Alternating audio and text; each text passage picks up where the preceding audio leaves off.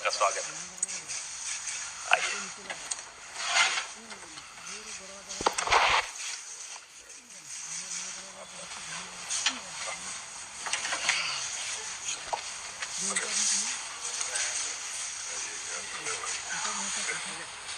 अब ये दे दो आटे आपका ये एक उनको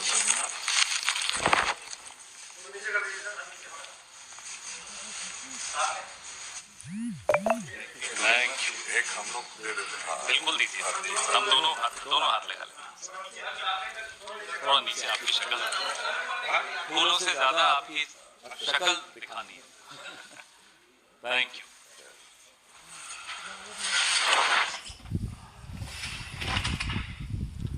जयप्रकाश भाई पटेल साहब से मैं आग्रह करूंगा कि वो आपके सामने बताएं कि कुछ क्या कारण रहे जिसकी वजह से उनका वहां दम घुटना शुरू हुआ और क्यों उन्होंने कांग्रेस का दामन थामा। ये इन्हीं के मुंह से सुनना बेहतर रहेगा।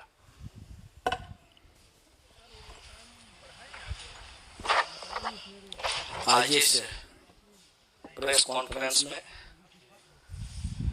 हमारे बीच उपस्थित हमारे कांग्रेस के झारखंड प्रभारी आदरणीय श्री गुलाम अहमद मीर जी, हमारे श्री आदरणीय पवन खेड़ा जी, चेयरमैन कम्युनिकेशन विभाग, हमारे बीच उपस्थित कांग्रेस के प्रदेश अध्यक्ष हमारे बड़े भाई आदरणीय श्री राजेश ठाकुर जी, और जिनका विचार आप सुन रहे थे। बचपन से ही इनका आशीर्वाद, मैं किसी भी दल में रहूं लेकिन दिल हम सबों का मिलता रहा। वैसे हमारे अभिभावक झारखंड राज्य के संसदीय कार्य मंत्री, विधायक दल के नेता आदरणीय श्री आलमगीर आलम साहब, हमारे जयशंकर पाठक जी, उपस्थित सभी प्रिंट मीडिया, इलेक्ट्रॉनिक मीडिया के भाई सब, बंधुगण, सभी को झारखंडी जोहार, नमस्कार। आज एक ऐसा,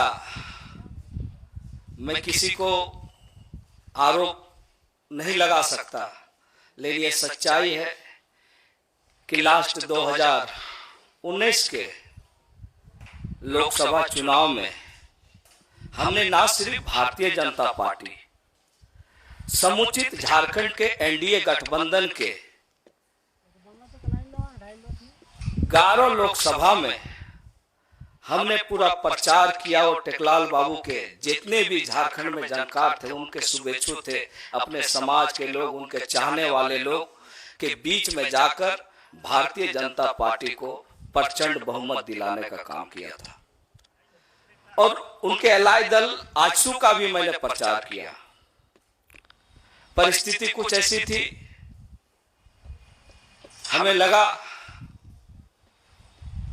कि कुछ हमें झारखंड के लिए, लोगों के लिए, और हमारे पिता टेकलाल महतो जो झारखंड आंदोलन के एक अग्रणी योद्धा थे, आज झारखंड की राजनीतिक पृष्ठभूमि को खोजा जाए, राजनीतिक चर्चाएं अगर चलेंगे झारखंड अलग राज्य के आंदोलन को, तो स्वर्गीय विनोद बिहारी महतो, शिबू सोरेन के बाद तीसरे ये में टेकलाल महतो जी का नाम था। और पूरे जो इलाके हैं, उत्तरी छोटा नागपुर, चाहे कोल्हान का हो, सभी जगह टेकलाल बाबू का अपना प्रभाव था। और मुझे लगा कि टेकलाल बाबू के सपनों को, टेकलाल बाबू के जो सपने थे झारखंड को संवारने का, आगे बढ़ाने का, चूंकि अलग राज्य हमें मिल चुका था, तो मुझे लगा कि एनडीए गठबंधन में जाके झारखंड में कुछ हम लोग ऐसा करेंगे।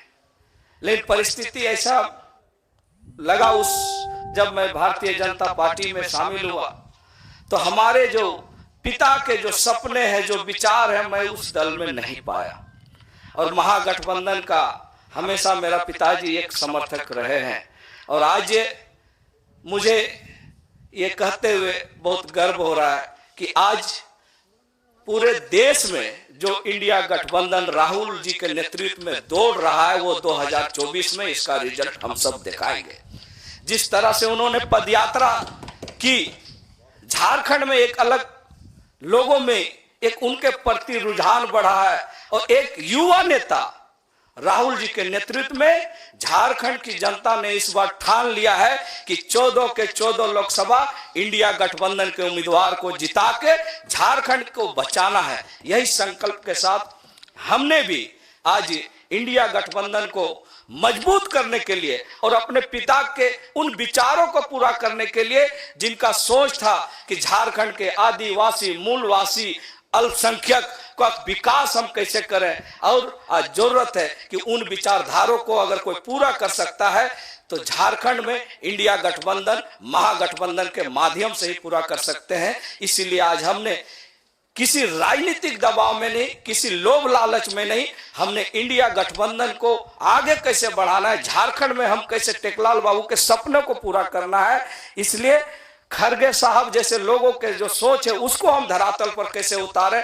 आदरणीय हमारे जो देश की जो हमारी राष्ट्रीय अध्यक्षा जो रही है श्रीमती सोनिया गांधी जी, उनके सपनों को हम कैसे झारखंड बनाएंगे।